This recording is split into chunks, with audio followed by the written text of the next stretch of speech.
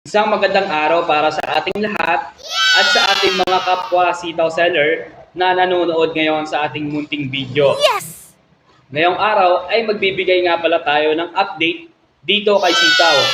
And syempre, meron tayong isang balita na nanggaling mula sa Security Yes! and Exchange Commission. Ayan, nagpadala sila ngayong umaga ng isang letter nitong July 8, 2024. So ayan, bago tayo magsimula is pahingi naman po ng isang like. And syempre, huwag nyo na rin pong kalimutan na mag-subscribe at pindutin ang notification bell para palagi kayong updated sa aking mga latest video. And syempre, para malaman ko din naman po na nakatulong po ang aking munting video araw-araw. And syempre, sa ating mga kapwa sitaw seller. So ayan. So tara, huwag na po natin patagalin at pag-usapan na natin ito ngayong araw.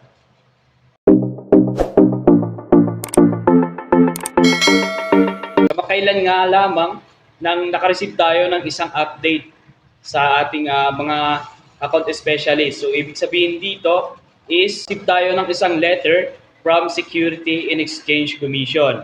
So ayun, Enforcement and Investor Protection Department. Siguro isa naman po itong legit na update from SEC naman po siguro.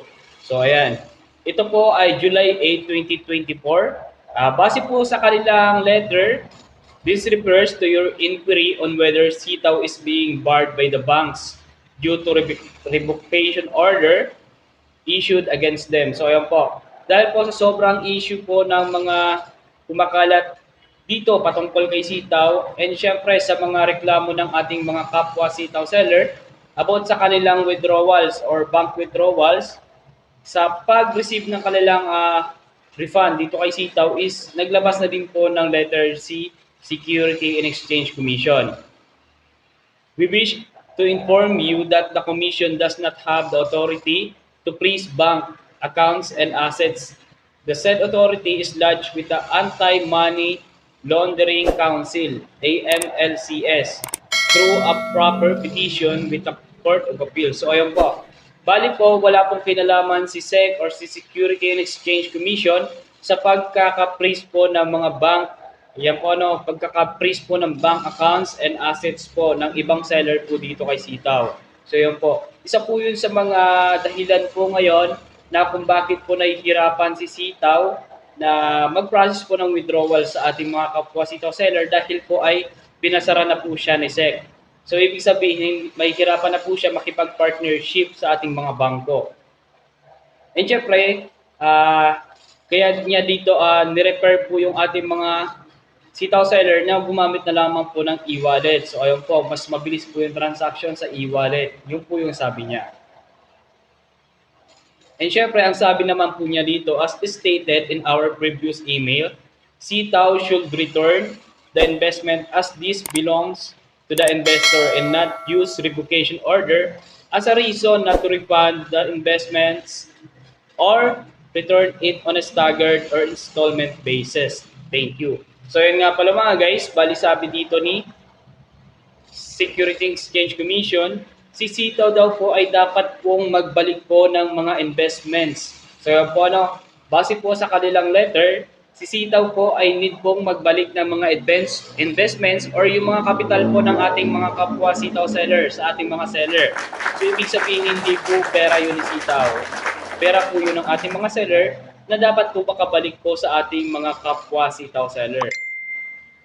And syempre, hindi po dapat gamitin na reason ni Sitaw base sa kanilang letter na yung revocation order, hindi po dapat niya gawing rason para hindi po ibalik yung pera ng ating mga kapwa Sitaw seller or sabihin na natin po, ibalik po on a staggered or installment basis. So ibig sabihin guys, ang pagbabalik po ni Sitaw hindi dapat daw po naka-installment basis.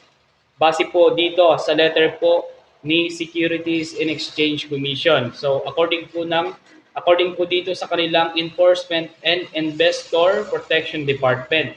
So yan po dapat po hindi po naka-installment basis yung pagbabalik ng capital fund or investment fund ng ating mga kapwa Sitaw seller. Yes! And syempre, not on a staggered. So ayun po at hindi po dapat gamitin ni Sitaw yung revocation order as a reason na hindi po makakabalik yung pera ng ating mga kapwa sitaw seller. Pero sa aking pagkakaalam naman is madami naman pong nakakabalik na pong and mga capital or fund ng ating mga kapwa sitaw seller dyan. So yun po. Hindi lang po isang beses, kundi 2 beses na pong nakaka-receive yung ating ibang mga sitaw seller. And syempre, sa ibang sitaw seller naman dyan na hindi pa rin po nakaka-receive, medyo yung iba po is paantay-antay na lang din po.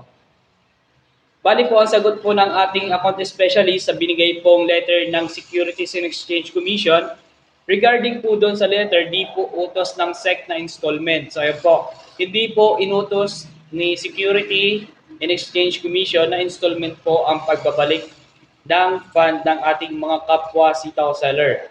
Yes, pero bakit naging installment ang labas sa disbursement? Kasi nga po dahil sa revocation, may mga banks po mismo na nag-restrict and di na tumanggap ng withdrawals galing kay Sitaw. So yun po. Kaya po nahirapan po na makapag-withdraw ang ating mga kapwa Sitaw seller dahil po sa revocation order na ang mga bangko po ay mismo na nag-restrict at hindi na po tumatanggap ng withdrawal sa Sitaw. Siyempre, mahirapan na po mag-partner si Sitaw sa mga bangko para sa mga ganyang mga withdrawals.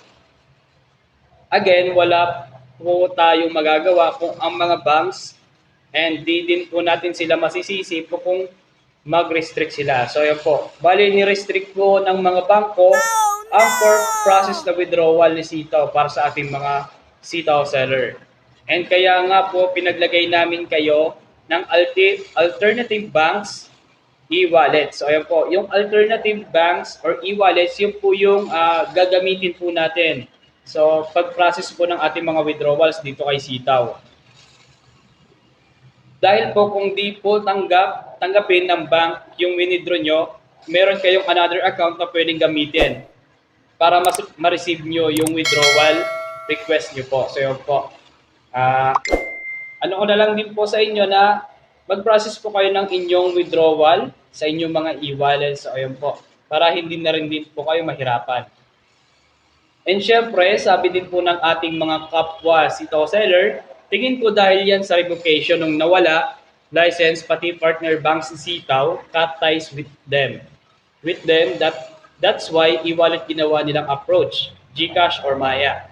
For this there's disbursement, and we all know those e-wallets have limitations sa pag-transfer ng funds in a day, and to make it even sa lahat ng seller na lahat makaka-receive, they came up with that 3%. Kuha ko lang tong idea na to sa latest announcement ni AS and my point of view as an IT. So yun po yung isa sa komento po ng aking mga kapwa sitaw seller dito kay Sitaw. And syempre, punta po tayo sa ating YouTube channel. Isa sa ating mga comment ng ating mga masugid na subscribers. And syempre, palagi nakatutok sa ating mga latest video and updates dito kay Sitaw. So, syempre, simulan po natin kay Ma'am LB Mabuot. On for you. Sa lahat ng naka-withdraw na kumikita, kahit di pa nababawi ang kapital, basta naka-withdraw, maghintay lang sa July 31. Kasi nabilong siya sa last batch na 50%. Below 10K withdrawals at di na kailangan ng form. Baka kasi daw may scam pa tayo. At yung 10K pataas is August 1 and 2, 3% weekly disbursement. Yun ang naririnig ko. So yun po mga guys, bali totoo po yung sinabi dito ni Ma'am LD Mabuot. Yun po. Siyempre, tayo po ay mag-aantay po talaga. At sa mga nakabilang po sa mga batch 3, sila po yung mga below 10K. At iwasan din po nating mag-fill up sa any other form kagaya ng withdrawal form or mga Google Forms naman yan. Yes! Kung pag-fill up naman po tayo, ay i-contact muna po natin sa ating mga account specialist. So ayan po, ang another comment po ng iba sa ating mga kapwa sitaw sellers sa binigay po na letter ng Securities and Exchange Commission is, pero bakit installment basis ngayon ang pagbabalik? Baka discretion pa din ni Sitaw. Hala, sana masunod yan kung talagang may appeal na sa kanila or kahit 30% per week na lang sa kabuuan puhunan, di na kasama interest. At syempre sa isa sa ating mga comments sa ating YouTube at Cards Alcantara, isa na po ako doon sa nag-aantay upang ipagpatuloy ko po ang nasimulan ko na kay Sitaw. So ayan po. Bali kasi may ginawa tayong video about sa kay Sitaw concern and queries.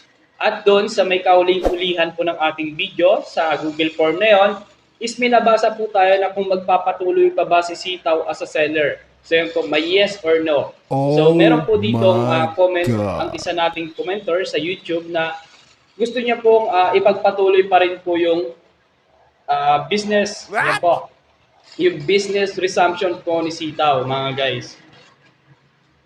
And syempre, ang about din po sa ating mga withdrawal dito kay Sitaw, sa isa sa mga pinoproblema din ng ating mga kapwa Sitaw seller, base po dito sa comment ni Franz Santos 7441, ibalik muna nila yung promise ng disbursement na mga na-invest bago sila magawa ng mga gaganyan para maniwala na talagang legit sila. So yan po, about din po yan sa ating ginawa na video na resumption for business ni Sitaw. So yan po yun yung kanilang mga comment. Yung iba po ay willing din po magpatuloy pero yung iba is 50-50 pa rin po hanggat hindi pa po nakakabalik yung kanilang mga puhunan dito kay Sitaw. So yun mga guys.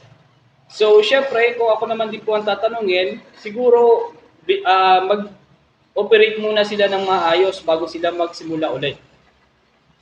At syempre ang isa sa ating mga comment, sa susunod niyan, next year na kayo makakapag-withdraw hanggang di na kayo makapag-withdraw ng tuluyan. So ayun po, ito po yung comment ni Sir at Luger, TP5PL.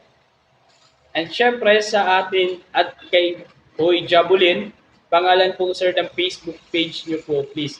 So syempre sir, ang aking Facebook page po, ang aking profile ay palagi ko pong binabanggit sa aking mga newest, yan po mga bago nating video update kay Sitaw. So yun po, ulitin ko po, ang aking Facebook page po ay Mark Special po. Ano?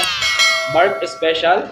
Ayan po mga guys, Mark Special po. I-message nyo na lang po ako dyan kung about po sa AS nyo po na hindi na po makontak or sa inyong mga nagpagamit po sa inyo ng referral code, yung mga seller po na hindi na po nag-update. And syempre, nag-stream din po tayo, nag-live po tayo kanina. And syempre, nabanggit ko din po yung about po sa ganito kanina mga guys. Ano po yung isa sa mga kailangan nyo pong gawin para po makapag-send po kayo sa akin ng message at para matulungan ko po kayo. And syempre, sa ating mga commenter dito sa YouTube at Marichu Inso 9543, paano po yun account specialist ay hindi na nagparamdam.